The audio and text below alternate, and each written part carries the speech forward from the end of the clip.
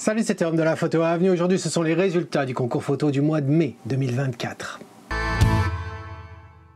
Alors en effet, ce sont les résultats du concours photo du mois de mai. Tu connais le principe. Les membres des classes de la Photo Avenue peuvent participer au concours chaque mois. On a 4 catégories: l'animalier, le portrait, le paysage et enfin la catégorie haute qui permet de poster des photos qu'on ne pourrait pas mettre dans les autres catégories. Comme d'habitude, eh bien, on va regarder un diaporama des catégories et après je te dis celle que j'ai décidé de mettre en avant pour cette catégorie ce mois-ci. Voilà. Comme d'habitude, c'est mon avis basé sur les photos qu'on m'envoie, vues dans la résolution que l'on m'en envoie et je prends le temps de scruter chacune de ces photos. Donc je regarde non seulement la composition, le sujet, mais la qualité également de l'image, le travail qui a été fait en développement, si tout ça c'est propre, etc. Donc tout ça rentre en considération quand je fais ma sélection. Mon palmarès n'est peut-être pas le même que le tien et c'est pas grave. En tout cas, ce que je te demande, c'est si tu as un palmarès différent, eh bien, je t'invite à le partager, à le mettre dans un commentaire et à m'expliquer pourquoi tu as préféré telle ou telle photo par rapport à celle que j'aurais choisie. Voilà, je suis toujours curieux de savoir ce que les autres peuvent penser de ces images-là. Allez, on commence avec la première catégorie qui est l'animalier. On se retrouve juste après ce petit diaporama.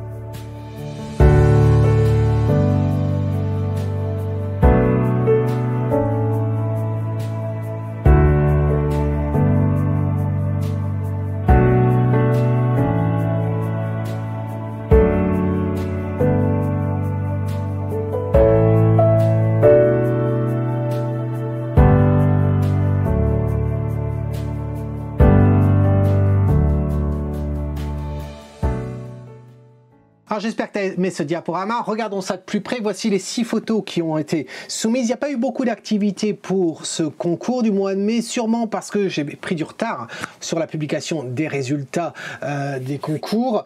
Et donc du coup, il n'y a pas eu beaucoup de gens qui ont participé. Et en plus de ça, on se rapproche de l'été. Et quand on est à l'été, généralement, l'activité diminue. Donc voilà, sur les 6 photos proposées, il y a quand même du lourd parmi ces photos-là. Et celles que j'ai décidé de garder au final, eh bien, les voici, ces 3-là.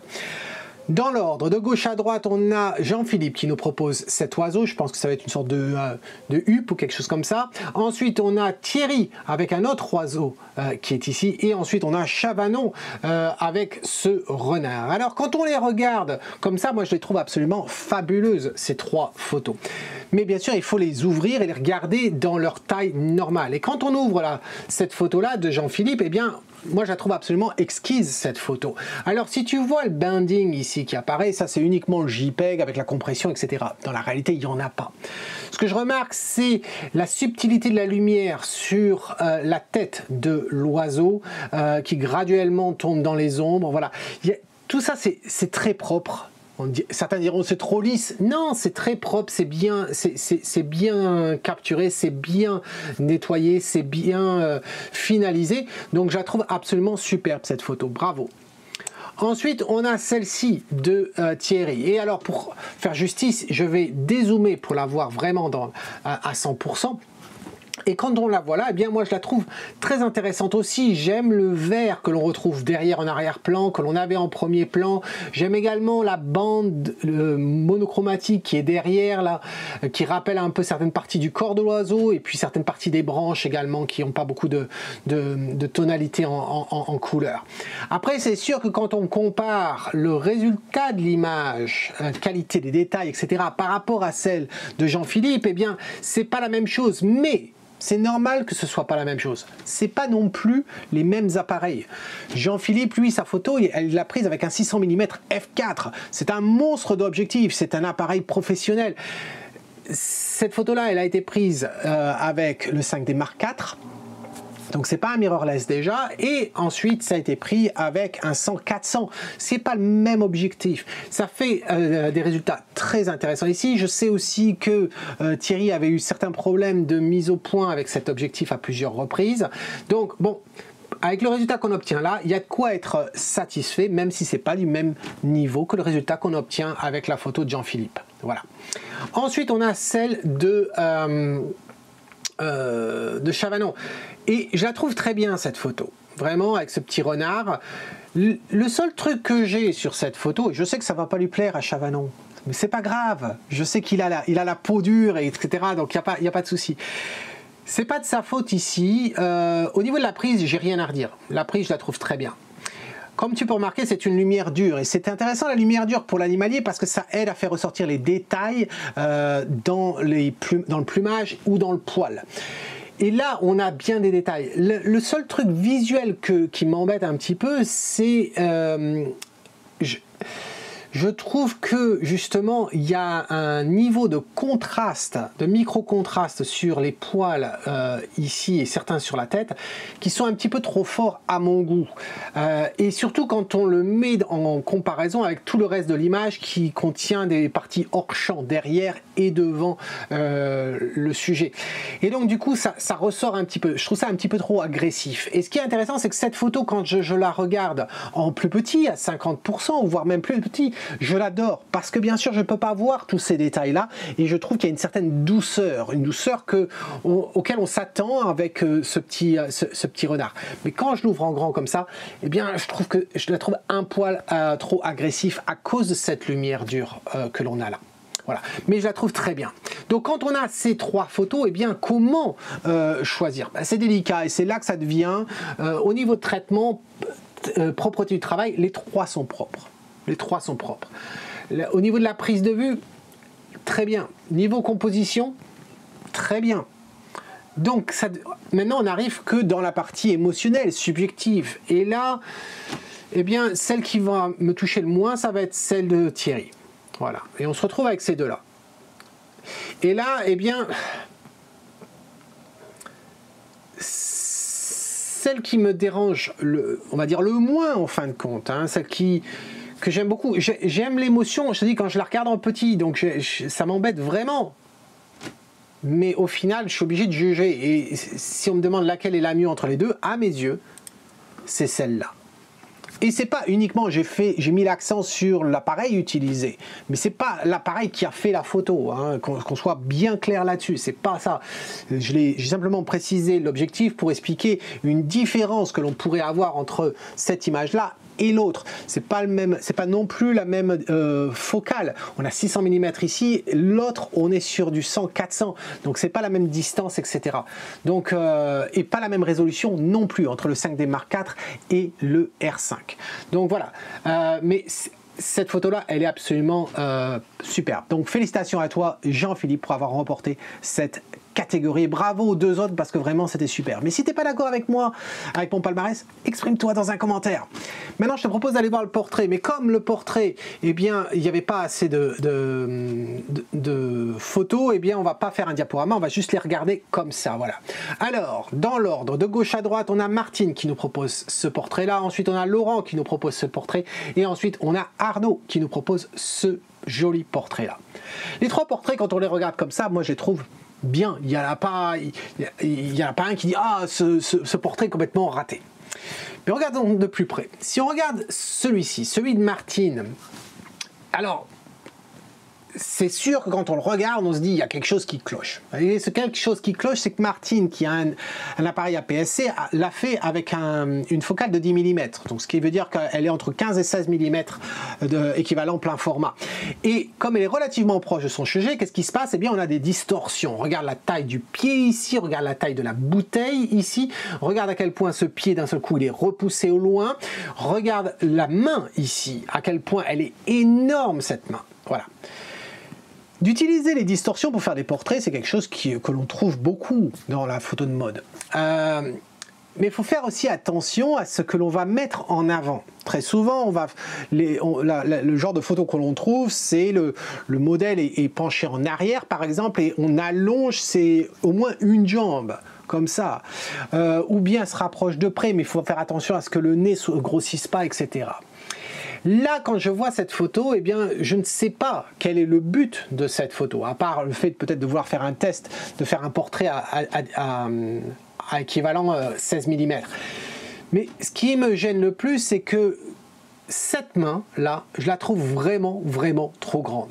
Vraiment trop grande, elle est plus grande que le visage, et il n'y a rien de particulier à cette main. Tu vois, encore une fois, si la main était ailleurs, si elle était posée sur sa cuisse, etc., elle aurait été amoindrie. Et donc, la partie grosse, ça pourrait être cette bière. Et à ce moment-là, on pourrait comprendre que peut-être que c'est la bière qui est mise en avant. Mais là, la main, elle est plus grosse que la bière, etc. Donc, ça m'embête. Ce qui m'embête aussi, c'est ce cadrage où on est complètement serré sur la gauche. Il y a quelque chose de très curieux dans le choix qu'a fait Martin ici. Voilà. Donc c'est intéressant pour une photo test, c'est pas forcément de mon goût quand je regarde ça. Et l'éclairage est plutôt bien, mais encore une fois tu t'apercevras que l'éclairage vient nous éclairer la main plus que tout le reste, et la main on s'en fout. Voilà, donc c'est pas très clair le message là-dedans. Ensuite on a Laurent qui est un habitué aussi de cette catégorie. Et je trouve très propre ton portrait, vraiment très propre, joli traitement de peau, vraiment très propre. Il y a deux points par contre qui me gênent un peu. Un, il y a l'air d'avoir quelque chose qui s'est passé à cet endroit-là, je ne sais pas si tu as essayé de nettoyer son épaule ou quoi, mais il y a du smudge, il y a de l'ombre derrière là qui est un petit peu curieux et je ne suis pas sûr que ce soit l'ombre du modèle, voilà, c'est juste ça. Et ensuite, c'est ici, là, je trouve que ça mériterait d'être débouché un petit peu, on devine un petit peu la texture là de son gilet, mais là les cheveux ça manque un peu de texture, voilà, c'est un petit peu plat à ce niveau là. Tout le reste est absolument magnifique, donc bravo à Laurent. Et ensuite on a ce portrait d'Arnaud. Et pour te dire la vérité, quand j'ai regardé les photos, eh bien j'avais zoomé dans la photo d'avant et je me suis retrouvé à regarder ce portrait zoomé dedans, et ça donnait quoi? Eh bien j'avais quelque chose qui était à peu près comme ça, voilà. Et quand j'ai vu ça, je me suis dit waouh, on dirait une couverture d'un bouquin. Il manque plus qu'un petit texte ici, là, quelque chose. Et je la trouve absolument superbe. Donc quand la photo, cadrée comme ça, est super, tu peux t'attendre à ce que dans la totalité, elle va être aussi bien. Et là, ah ben oui, je ne peux pas la photer, cette photo. Absolument superbe. Les détails là où on les veut, ton arrière-plan, ta luminosité d'arrière-plan, je trouve absolument superbe. Les reflets dans les yeux. Alors ça, certains pourront dire « Oh, mais j'aime pas, c'est trop visible ». Effectivement, je trouve que là, le reflet de ce qui semble être soit un réflecteur au sol, soit un parapluie qui ne serait pas éclairé, eh bien il est un peu trop lumineux, et c'est vrai que j'aurais peut-être tendance à essayer de diminuer cette luminosité ici. Et puis là aussi peut-être un peu. Mais honnêtement, c'est absolument fabuleux. Et tu vois, Arnaud, on parlait vendredi lors du Café de l'Avenue de est-ce qu'on aurait besoin de changer d'appareil, etc. Et quand on se dit que tu as pris cette photo avec le 80D, hein, c'est un APS-C qui date pas d'aujourd'hui, et tu as fait un beau portrait comme ça, vraiment. Ça fait plaisir, ça fait penser aussi hein, au matériel nécessaire pour faire du portrait. Donc vraiment absolument superbe. Donc quand je vois ces trois photos, la première que je vais retirer, ça va pas t'étonner beaucoup, je vais retirer celle de Martine. Mais Martine, je t'invite à refaire des portraits avec ton 10 mm, mais affine davantage, pose-toi les questions du message que tu as envie de transmettre et ta composition, voilà. Mais continue à t'amuser avec cet objectif-là. Et ensuite, quand on voit ces deux-là, eh bien, celui de Laurent, j'avais des choses à redire. Celui de Arnaud, j'avais un petit peu de choses à dire, mais pas grand-chose. Mais en tout cas, des deux, elles sont absolument magnifiques tous les deux. Et s'il y avait un portrait à se rappeler ce mois-ci, eh bien, sans aucun doute, c'est le portrait que nous propose Arnaud. Donc, félicitations Arnaud. Et j'ai hâte de te revoir dans 3 semaines, bien sûr, au Théâtre de Caen pour le stage dédié au portrait. Arnaud a participé à celui de l'année dernière, qui avait lieu également au Théâtre de Caen. Il revient cette année, plusieurs reviennent, mais il reste 3 j'allais dire 4. Il reste 3 places de libre. Donc si le portrait, ça t'intéresse, viens nous rejoindre pour ce stage. On sera 8 au maximum pour ce stage photo dédié au portrait sur 3 jours. Ça va être absolument fabuleux. Quel que soit ton niveau de portrait, quel que soit le matériel que tu as, si tu n'as pas de flash, si tu n'as pas de matériel pour portrait, c'est pas grave.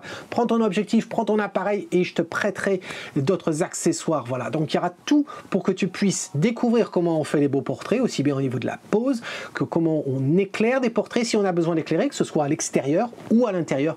Ça va être absolument fabuleux. Donc si ça t'intéresse, le lien est dans la description et bien sûr, il est en haut également. Ça, c'était pour le portrait. On a vu l'animalier et le portrait. Je te propose de voir le paysage. On a un petit diaporama, on se retrouve juste après.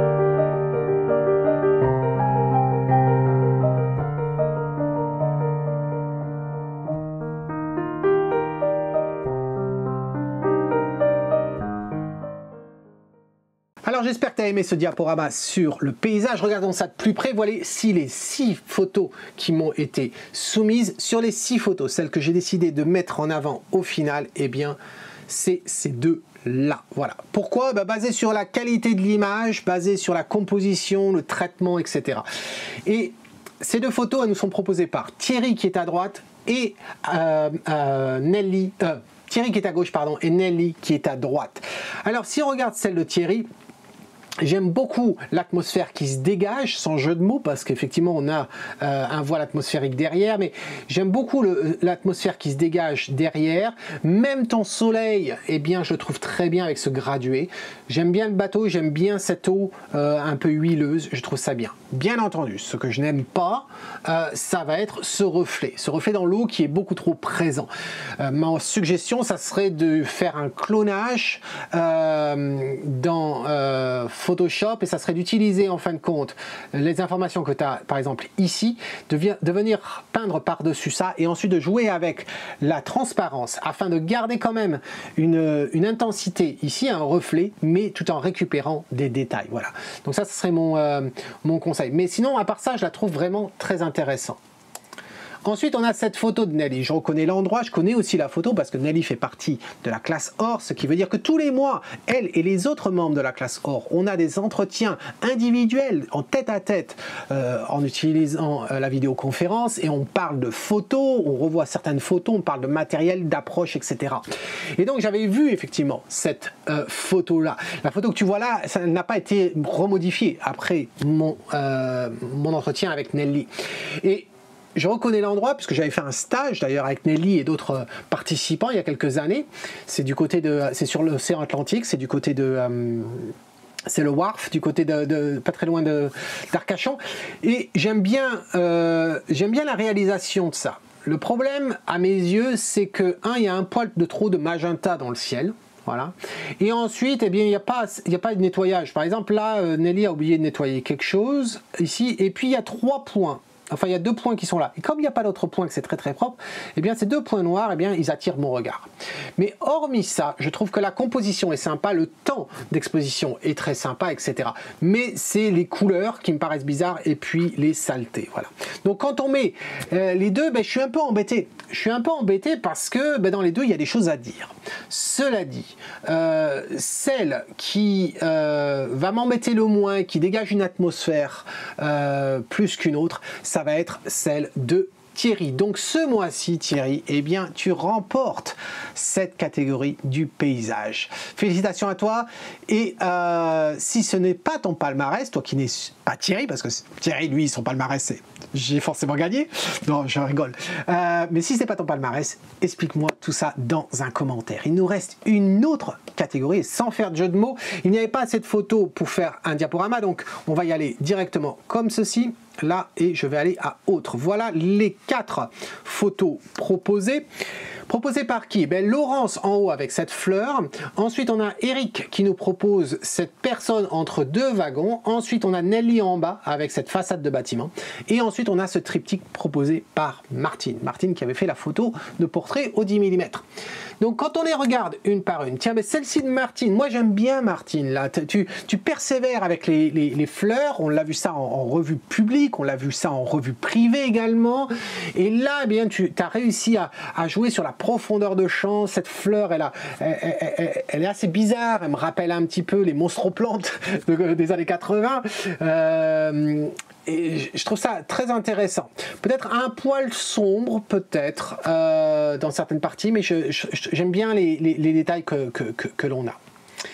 Ensuite, cette photo d'Eric, eh bien Eric, pour moi, c'est celle qui me touche le moins des 4, à vrai dire. Pourquoi? Parce que je trouve pas ça si intéressant. Je trouve que c'est plus un exercice, une prouesse technique, entre guillemets, d'avoir réussi à faire la mise au point sur une personne qui serait sur l'autre quai, pris entre les wagons, mais ça s'arrête là. Il n'y a rien de particulier. En plus, on a ce poteau-là. Si encore tu avais quelqu'un qui portait des vêtements assez curieux, si encore c'était un homme d'affaires, peut-être avec un attaché-caisse au sol, ou quelqu'un avec une valise au sol et qui nous ferait face ou quelque chose. Là, non, il n'y a rien de particulier, c'est juste une personne. Voilà. Et tu remarqueras d'ailleurs que sa main est beaucoup plus lumineuse que son visage, qui se perd dans le mur arrière. Donc non, ça m'inspire pas du tout cette photo-là. Ensuite, on a ce triptyque proposé par Martine. Et là, c'est pas la première fois que Martine nous propose un triptyque, et je trouve que tu t'en sors bien ici. J'aime bien les tonalités que l'on a, très abstraites, etc. Ce jeu avec l'eau, hein, il s'agit d'une exposition longue avec de l'eau. On aurait pu changer l'ordre aussi, hein, des panneaux. Par exemple, j'aurais commencé peut-être avec celui-ci. Pourquoi? Parce que c'est le plus intense, c'est le plus vif, le plus lumineux, surtout en ce qui concerne la bande. Et donc, du coup, je l'aurais mis en première position. Et puis ensuite, j'aurais sûrement mis celui-ci. Voilà. Et ensuite terminer par celui-là. Et ainsi, on avait une sorte de dégradé en plus. Ou bien on aurait pu avoir celui-ci en premier, celui-ci en deuxième et celui-ci en troisième. Mais j'aurais vraiment mis celui-ci en premier. Mais en tout cas, quel qu'il en soit, je trouve ton triptyque vraiment très intéressant. Et on pourrait imaginer ça accroché dans une maison ou dans un hôtel. Ou même dans un bureau. Voilà. Ensuite, on arrive à Nelly. Et cette photo, elle demande de passer quelques secondes dessus parce que c'est une photo de rue et je trouve que c'est très intéressant. Et ce qui fait l'intérêt de cette photo, c'est la répétition des motifs, hein, aussi bien les fenêtres ouvertes, semi-ouvertes, etc. Et bien sûr, le mur lui-même avec ses panneaux, ses lattes. Et puis cette petite fille, là, bloquée comme ça, comme emprisonnée derrière ce verre. Et que la partie au-dessus, eh bien, on n'a pas le verre, on a juste les rideaux, mais on a ce pigeon sur le ras-bord.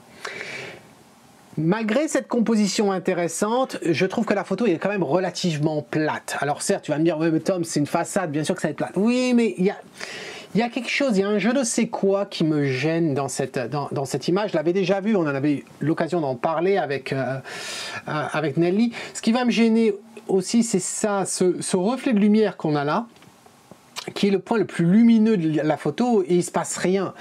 Et donc du coup, ça m'embête. Donc il y a vraiment quelque chose qui m'embête ici, mais je trouve que l'idée était sympa. Voilà, l'idée est très sympa. Donc quand on a ces 4 photos, eh bien la première à retirer, je vais retirer celle de Eric. Ensuite, là, ça devient un peu compliqué. Et si je devais me baser sur ce que je voudrais avoir au mur ou imprimer, eh bien, je vais retirer celle de Nelly, et maintenant on se retrouve avec ces deux-là. Et entre ces deux-là, eh bien, il y en a une qui va me faire sortir un peu plus, faire sentir plus d'émotion que l'autre, de par la luminosité, de par de par peut-être aussi, oui, de par la luminosité principalement, les tonalités que l'on a. Et ça va être Martine. Donc félicitations à toi Martine pour avoir remporté cette catégorie de autre. Tu n'as pas remporté le portrait mais tu as remporté la catégorie autre. Félicitations à toi. Et puis félicitations aussi à Laurence. Parce que Laurence, tu viens de loin, entre guillemets, et je trouve que tu progresses beaucoup. Et je sens qu'il va y avoir un de ces mois là où tu vas remporter une catégorie. Je pense que tu es très très proche de ça.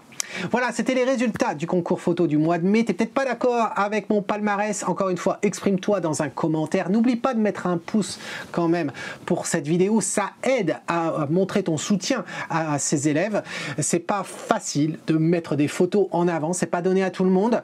Et je pense qu'ils méritent tout ça. Ceux qui ont remporté et même ceux qui n'ont pas remporté, parce que c'est un petit pas vers une victoire personnelle et c'est ce qui compte. C'est un exercice ce concours photo et ça fait du bien d'avoir ton soutien. Et puis bien sûr ça aide forcément cette chaîne. Plus tu mets de pouces et des commentaires sous les vidéos, bien sûr ça aide à promouvoir cette chaîne et ça fait plaisir parce que plus cette chaîne grandit, et bien plus ça me donne envie de faire des vidéos, bien entendu. En attendant la prochaine fois, c'est Tom qui te dit: si tu aimes ce que tu vois, eh bien fais comme eux, capture-le. Cheers.